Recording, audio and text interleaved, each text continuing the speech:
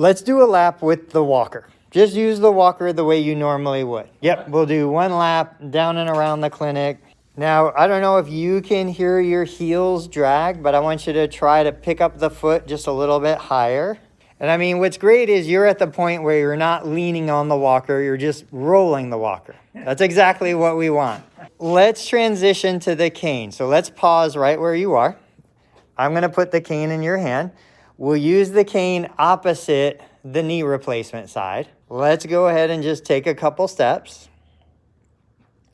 Perfect. And remember, just like the walker, the cane is not there to hold you up. No. The cane is only there to touch the ground.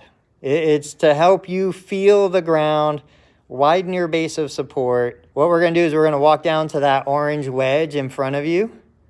Straight ahead. Yep. And we're going to do your calf stretch when we get there. You got it. Toe at the top, heel on the floor. Bring your other foot right alongside of it. All right, and we're going to hold that for 60 seconds. Try not to push your left toe into the wedge. You can hold on. Can you feel it stretching behind the knee or down? Absolutely. So we're going to hold it about 60 seconds. I'm watching the clock in front of you.